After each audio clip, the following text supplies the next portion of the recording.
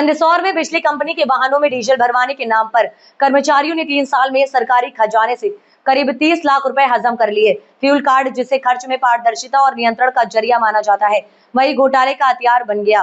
Petrol pump manager से मिलीभगत कर डीजल के नाम पर फर्जी बिल काटे जाते रहे और रकम सीधे जेब में जाती रही। जब एक साथ बड़ी राशि का गबन हुआ तब मामला सामने आया है। विभाग के वरिष्ठ अफसर अब 2 आउटसोर्स कर्मचारियों को जिम्मेदार बता रहे हैं, जबकि ये उनकी नजर और संरक्षण के बिना मुमकिन नहीं था।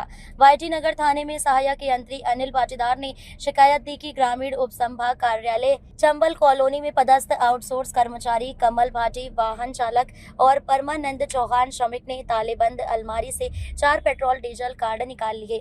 आरोप है कि दोनों ने भारत पेट्रोलियम के पंपों से मिलीभगत कर 2 से 3 साल में 25 से 30 लाख रुपए की शासकीय राशि का गबन किया। वाहनों में डीजल भरवाने का दिखावा किया, जबकि वास्तव में रकम सीधे निकाली जाती रही है।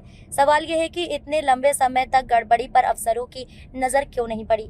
आवेदन देकर पल्ला झाड़ा, ऑडिट रिपोर्ट और जांच प्रतिवेदन नहीं सौंपा। कंपनी ने पुलिस को सिर्फ आवेदन देकर जिम्मेदारी पूरी मान ली, ना तो पिछले 3 साल की ऑडिट रिपोर्ट दी, न विभागीय जांच प्रतिवेदन, न कर्मचारियों के कथन और न ही फ्यूल कार्ड का अकाउंट स्टेटमेंट। पुलिस ने साफ कहा है कि बिना दस्तावेज कार्रवाई संभव नहीं है। सवाल ये उठता है कि क्या विभाग खुद सच्चाई सामने नहीं आने देना चाहता है या फिर साजिशन मामले को दबाने में जुटा है। ऐसे हुआ लाखों रुपए का खेल। बिजली कंपनी में fuel card system ATM card की तरह काम करता है। इसका मकसद ईंधन की अनर्गल खपत पर रोक, खर्च पर नियंत्रण और हिसाब किताब पारदर्शी रखना है। मंदसौर में यह सिस्टम घोटाले का जरिया बन गया।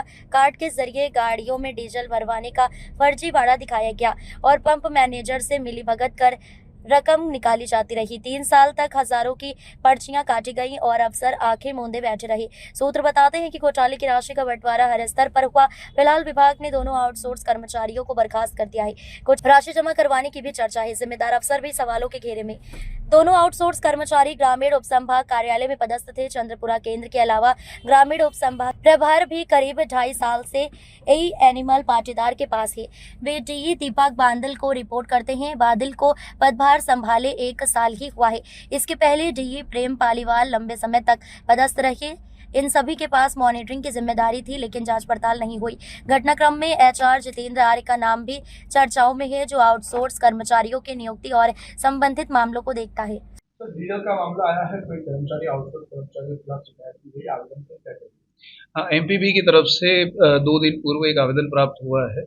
यही पाटीदार जी हैं जिनके द्वारा आवेदन किया गया है और उसमें ये चीज़ है कि आउटसोर्स के कुछ कर्मचारी हैं, उनके यहाँ जो काम करते हैं, उनके द्वारा विगत 2-3 वर्षों में जो डीजल शासकीय वाहनों में भरा जाता है, उसका उन कार्डों का गलत उपयोग करके और शासकीय राशि का दुरुपयोग किया है। इस संबंध में एक आवेदन प्राप्त हुआ था, जो केवल एक आवेदन था।